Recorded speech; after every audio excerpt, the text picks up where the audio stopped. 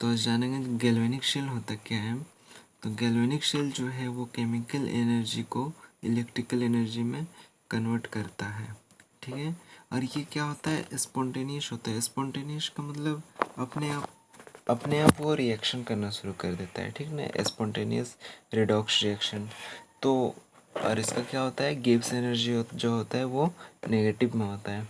एक चीज़ ध्यान रखना है कि इसका जो गैल्वेनिक शेल और जो हमने जाना इलेक्ट्रोलाइटिक शेल, ये दोनों जो है दोनों ही आपस में बहुत डिफरेंट है। तो यहाँ पे केमिकल एनर्जी अगर हम इसमें इनपुट करते हैं तो हम लोग को इलेक्ट्रिकल एनर्जी कैसे हम लोग को आउटपुट देगा, इसी के बारे में हम पढ़ेंगे। तो उससे पहले एक एग्जांपल ले लेते हैं। मान लेते हैं कि एक रिएक्शन ले लेते हैं कि इसमें क्या करते हैं, एक कंटेनर ले लेते हैं और उसमें CuSO4 का एक्वस सॉल्यूशन डाल देते हैं। एक्वस सॉल्यूशन है और उसमें क्या करेंगे हम लोग, एक जिंक का रोड डाल देते हैं। अगर जिंक का रोड डाल देंगे तो इसमें क्या होगा, ये एक CuSO4 जो है प्लस CuSO4 और इसका सॉल्यूशन है, ये सॉल्यूशन का कलर क्या है, ब्लू कलर का है, ठीक है। तो ब्लू कलर के कारण, ब्लू कलर क्यों है, क्योंकि यहाँ पे Cu का आयन कितना है, Cu+2 के फॉर्म में है और SO4-2, ठीक है ना। इस वजह से इसका कारण कि जो इसका सॉल्यूशन है ब्लू कलर का है। तो ड्यूरिंग रिएक्शन के कारण हम लोगों को थोड़ी देर बाद, जब क्या बोलते हैं इसको, रिएक्शन होने के बाद मतलब को थोड़ी देर बाद उसको अगर जिंक रोड उसमें डिप कर दिए तो डिप करने के बाद उसमें पता चला कि जो जिंक रोड जो है वो मेल्ट करना शुरू कर दे रहा है, मतलब गलना शुरू कर दे रहा है। तो हमें फर्स्ट ऑफ ऑल उसमें ऑब्जर्वेशन में क्या मिला, ऑब्जर्वेशन में मिला कि जो वो जिंक जो है वो मेल्ट करना शुरू कर दे रहा है। दैट मीन्स कि जो वेट ऑफ जिंक है, जिंक का वेट क्या हो रहा है, डिक्रीज हो रहा है, यानी मेल्ट हो रहा है तो गल जा रहा है तो उसका जो एग्जैक्ट वेट जो था वो तो ऑब्वियसली डिक्रीज हो ही रहा है ना।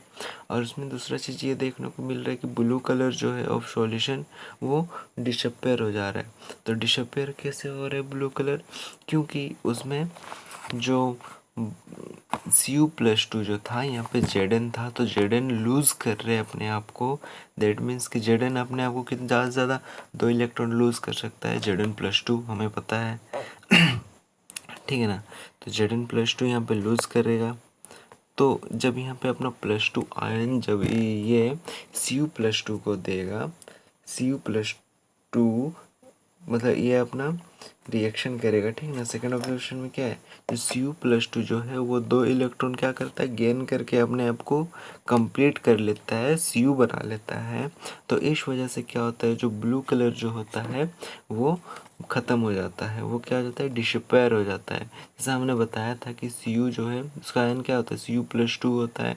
तो यहाँ पे Cu+2 और SO4-2 है तो ये आपस में बैलेंस था, लेकिन Cu+2 में अगर Zn क्या होता है, ये जिंक जब रिड्यूस करना शुरू कर जाता है तो Cu 2 इलेक्ट्रॉन गेन करके यहाँ पे क्या कर लेता है, अपना ऑर्बिट पूरा कर लेता है, कॉपर बन जाता है। और इसी को हम लोग कहते हैं हाफ रिडक्शन रिएक्शन। और यहाँ पे थर्ड पॉइंट क्या है, रेडिश ब्राउन पीपीटी ऑब्जर्व। और यहाँ पे रेडिश ब्राउन कलर का पीपीटी जो है प्रेसिपिटेशन वो ऑब्जर्व हम लोग को देखने को मिलता है। यहाँ पे आप देख सकते हैं कि जिंक में जो गोल गोल से छोटा छोटा जो पॉइंट मैंने किया हुआ है वो क्या है, एक रेडिश ब्राउन कलर का पीपीटी क्या है, पीपीटी सॉल्यूशन वहाँ पे ऑब्जर्व हो रहा है, मतलब देखने को मिल रहा है वो जब मेल्ट हो रहे तो मतलब वो जो जिंक है, रोड जो है, रोड का चारों तरफ जो है वो रेडिश ब्राउन कलर का पीपीटी हम लोग ऑब्जर्व कर पा रहे हैं। और फोर्थ सबसे इम्पोर्टेंट थिंग जो हमने पाया कि वहाँ उसका जो टेम्परेचर वो क्या कर रहा है, वो टेम्परेचर इंक्रीज़ कर रहा है। दैट मीन्स कि इसका टेम्परेचर इंक्रीज़ कर रहा है, दैट मीन्स कि वो एनर्जी रिलीज़ कर रहा है। हम कह सकते हैं टेम्परेचर तो एनर्जी कह सकते हैं ना, टेम्परेचर एनर्जी रिलीज़ कर रहा है। तो यहाँ पे हम लोग क्या देखते हैं, now according to first first observation के अकॉर्डिंग हमने देखा कि जिंक जो है अपना 2 इलेक्ट्रॉन क्या कर रहा है, लूज़ कर रहा है। अपना 2 इलेक्ट्रॉन लूज़ करने के कारण वो क्या कर रहा है, हाफ ऑक्सीडेशन रिएक्शन यहाँ पे टेक प्लेस हो रही है। यहाँ पे हाफ ऑक्सीडेशन रिएक्शन हो रही है। अपना 2 इलेक्ट्रॉन क्या कर रहा है, लूज़ कर दे रहा है और Zn+2 के फॉर्म में वो कन्वर्ट हो जा रहा है। और यहाँ पे जो है एंड और सेकंड ऑब्जर्वेशन में हमने पाया कि Cu+2 जो है वो 2 इलेक्ट्रॉन क्या कर रहा है, जो Zn के द्वारा जो 2 इलेक्ट्रॉन लूज़ किया गया था उसको वो गेन करके वहाँ पे कॉपर अपने आप को, मतलब क्या बोलेंगे, कॉपर मतलब हाफ रिडक्शन रिएक्शन यहाँ पे हो रहा है। तो हम कह सकते हैं जैसे कि मैंने कहा था कि Cu जो है Cu+2 के फॉर्म में पहले था इन कंटेनर में, इसलिए से उसका कलर जो था ब्लू हो रहा था। यानी कि सेकेंड ऑब्जर्वेशन जो था वो ब्लू कलर डिसअपेयर होने का कारण क्या है, कारण ये है कि वहाँ Cu जो है Cu+2 जो था वो Cu में कन्वर्ट हो रहा है। ठीक है, रेडिस ब्राउन पीपीटी ऑब्जर्व हो रहा है क्योंकि ये मेल्ट होना शुरू हो रहा है। तो मेल्ट होने के कारण जो हमने देखा यहाँ पे रेडिस ब्राउन कलर का पीपीटी देखने को मिल रहा है। और फोर्थ चीज़ टेम्परेचर, यहाँ पे टेम्परेचर यानी कि एनर्जी रिलीज हो रहा है, यानी कि हीट बढ़ रहा है। तो यहाँ पे अब अगर इसको हम समेशन कर देते हैं तो हमें क्या मिलेगा, 2 इलेक्ट्रॉन कटा तो Zn तो हमें लेफ्ट साइड में क्या मिलेगा, लेफ्ट साइड में मिलेगा कि Zn प्लस Cu2+, देखिए यहाँ पे Zn प्लस Cu2+ मिला और राइट साइड में हमें मिला Zn+2 प्लस Cu और प्लस हमें क्या मिला, एनर्जी मिला। तो इस चीज़ को देख सकते हैं। तो इसमें क्या हो रहा है कि यहाँ पे सब कुछ स्पॉन्टेनियस हो रहा है, मतलब अपने आप हो रहा है ये चीज़। इसको हम लोग करा नहीं रहे हैं, यहाँ पे बस हमने एक कंटेनर लिया, वहाँ पे एक सॉल्यूशन डाला और यहाँ पे एक जिंक रॉड डिप किया और डिप करने के बाद वो अपने आप रिएक्ट कर रहा है। यहाँ पे अपने आप ऑक्सीडेशन भी हो रहा है और रिडक्शन भी हो रहा है, इसलिए हम इसको क्या कहेंगे, स्पॉन्टेनियस रिडॉक्स रिएक्शन। इसलिए इसको हम लोग स्पॉन्टेनियस रिडॉक्स रिएक्शन कह रहे हैं क्योंकि भी यहाँ पे ऑक्सीडेशन भी हो रहा है और रिडक्शन भी हो रहा है। और कैसे हो रहा है, अपने आप हो रहा है, इसीलिए ये स्पॉन्टेनियस है। स्पॉन्टेनियस मतलब कुछ भी चीज़ जो अपने आप होता है, जो रिएक्शन अपने आप होता है, कराया नहीं जाता है, वो अपने आप हो जाता है, स्पॉन्टेनियसली हो जाता है। इसलिए क्योंकि ये स्पॉन्टेनियसली हो रहा है, इसके लिए इसका गिब्स एनर्जी क्या हो जाएगा, नेगेटिव हो जाएगा। ठीक है, नेगेटिव यानी कि इसका जो वैल्यू है गिब्स एनर्जी का वो लेस देन 0 होगा, कुछ भी अगर आता है तो अगर बट हमें क्या करना था, तो वो जो साइंटिस्ट थे, मान ली जो साइंटिस्ट थे वो सोचे, वो देखे कि अगर ये चीज़ ऐसे हो रहा है, जो यहाँ जो है, यहाँ क्या हो रहा था, एक कंटेनर लेके यहाँ पे जिंक रोड डाल के यहाँ पे क्या हो रहा है, एनर्जी रिलीज़ हो रहा है। जो एनर्जी यहाँ हमें रिलीज हो रहा है, तो इस एनर्जी को इलेक्ट्रिकल एनर्जी में, क्योंकि यहाँ पे हम लोग केमिकल डाले थे, यहाँ पे केमिकल डाले, केमिकल से हमें एक ही कंटेनर में जब ये रिएक्शन किया गया तो ये क्या रिलीज़ किया, एनर्जी रिलीज़ किया।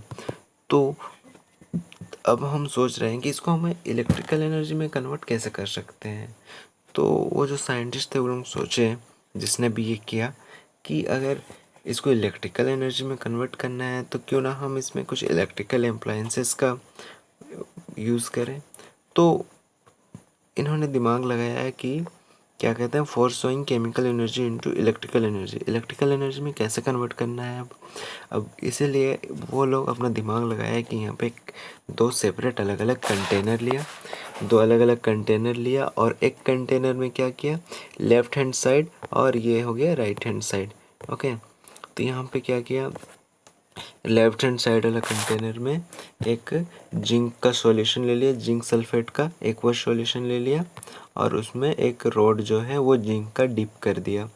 ठीक है, और राइट साइड में देखेंगे यहाँ पे कॉपर सल्फेट का एक सॉल्यूशन ले लिया कंटेनर में और वहाँ पे कॉपर का एक रॉड उसमें डिप कर दिया।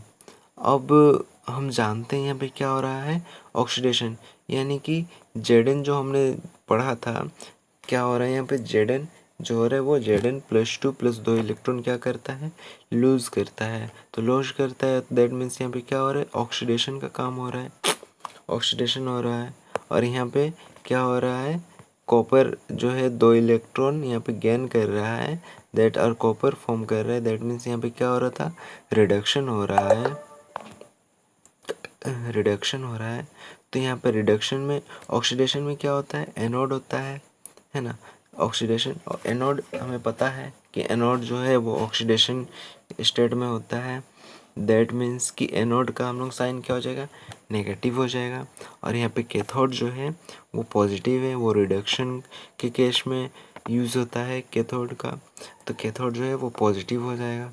तो अब हमें क्या करना है, फिर हमने सोचा कि यहाँ पे हम लोग जानेंगे कैसे। यहाँ पे एक इलेक्ट्रिकल क्या वायर ले लिया, यहाँ पे वायर और वायर के बीच में एक हमने क्या किया, बल्ब कनेक्ट कर दिया, जिससे कि यहाँ पे आप कुछ भी डाल सकते हैं, वोल्ट मीटर का भी यूज़ कर सकते हैं। यहाँ पे ज़्यादा कुछ नहीं करना है, बस यहाँ पे कुछ ना कुछ ऐसे अप्लायंसेस यहाँ पे डाल दीजिए जिससे कि हमें पता चल सके कि यहाँ यहाँ इलेक्ट्रॉन पास हो रहा है, ठीक ना, इलेक्ट्रॉन यहाँ पे शेयरिंग हो रहा है। और ये बल्ब अगर जलना शुरू कर देगा तो ये क्या होगा, अगर बल्ब जलना शुरू कर देगा, अगर बल्ब जलना शुरू कर देगा तो यहाँ क्या हो रहा है, इलेक्ट्रिकल एनर्जी रिलीज़ हो रहा है। यानी कि हमें, अगर हम लोग केमिकल एनर्जी यहाँ पे इनपुट डाल रहे हैं तो यहाँ हमें इलेक्ट्रिकल एनर्जी मिल रहा है। तो हमने सोचा, फिर यहाँ पे हमने क्या किया, रिएक्ट किया। तो यहाँ से जो Zn+2 आयन था, थोड़ा देर बाद देखने को मिला यहाँ का जो Zn+2 आयन है, यानी कि यहाँ से जो Zn जो अपना 2 इलेक्ट्रॉन लूज़ किया, तो वो इलेक्ट्रॉन क्या हुआ, ये इस ओर मूव करना शुरू कर दिया, क्योंकि यहाँ -+2 है पर यहाँ पे ऑक्सीडेशन हो रहा है। मेन चीज़ देखना है, Zn+2 पॉजिटिव है लेकिन यहाँ पे 2 इलेक्ट्रॉन है जो नेगेटिव केस में होगा, क्योंकि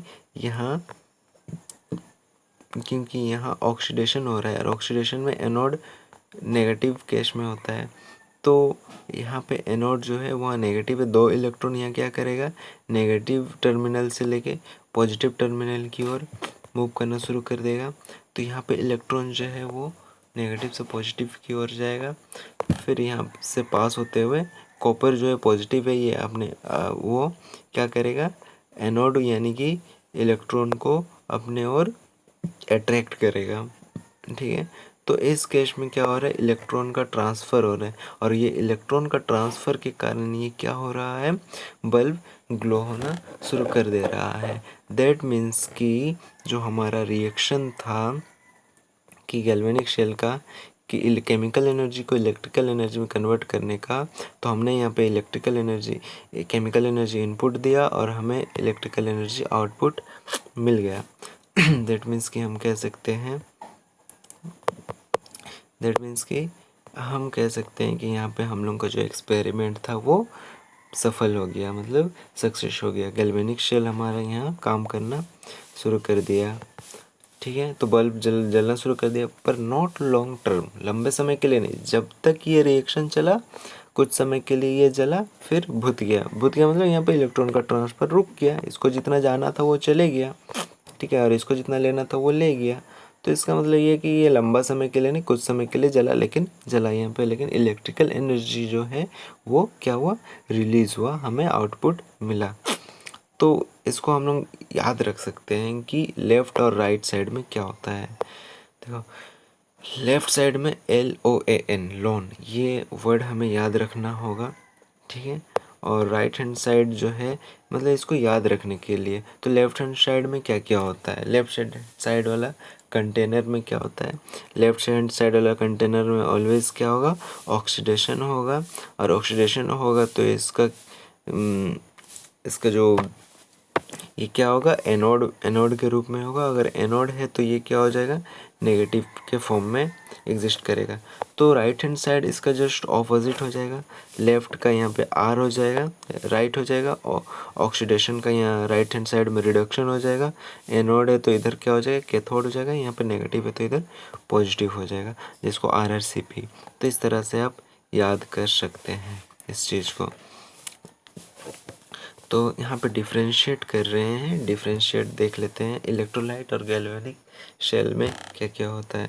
तो ये जो केस हमने पढ़ा, ये सिर्फ गैल्वेनिक, याद रखेंगे कि ये जो केस यहाँ पे हुआ ये सिर्फ गैल्वेनिक शेल में ही काम करेगा, अदर शेल में ये काम नहीं करेगा।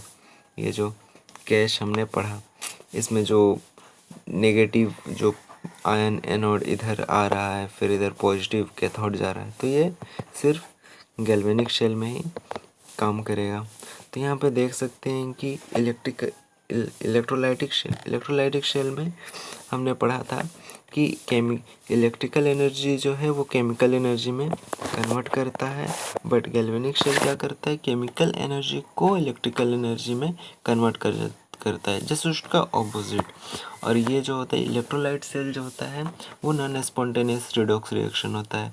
दैट मीन्स कि वो कुछ भी चीज़ अपने आप नहीं होता है। देखिए हमने पढ़ा था कि वहाँ पे हम लोगों को बाहर से इनपुट डालना पड़ता है, उसको रिएक्शन कराना पड़ता है, तब जाके वो रिएक्ट होता है। और यहाँ पे हमने देखा कि गैल्वेनिक शेल जो है वो ऑटोमेटिक रिएक्ट हो रहा है, उसमें हम लोग को ज़्यादा कुछ करने का ज़रूरत नहीं पड़ रहा है। यहाँ पे ऑक्सीडेशन और रिडक्शन ऑटोमेटिकली अपने आप हो रहा है, जबकि इलेक्ट्रोलाइटिक शेल में हमें ऑक्सीडेशन और रिडक्शन क्या करना पड़ता था, करवाना पड़ता था। इसीलिए ये, क्योंकि ये नॉन स्पॉन्टेनियस है, यहाँ पे कराना पड़ता है, इसलिए इसका गिब्स एनर्जी जो होता है ऑलवेज पॉजिटिव होता है, जो कि उसका वैल्यू 0 से ज़्यादा होगा।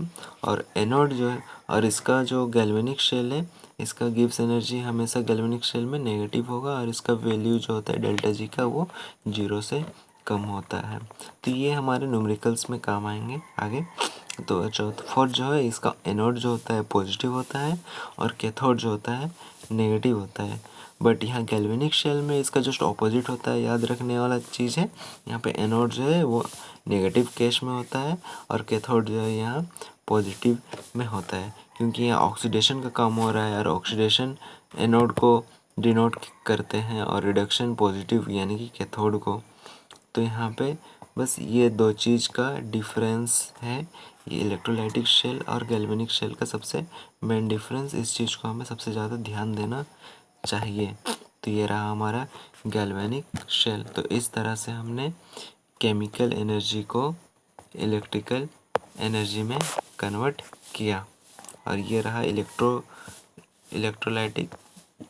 इलेक्ट्रोलाइटिक सेल और गैल्वेनिक शेल्स का डिफरेंस। तो थैंक यू।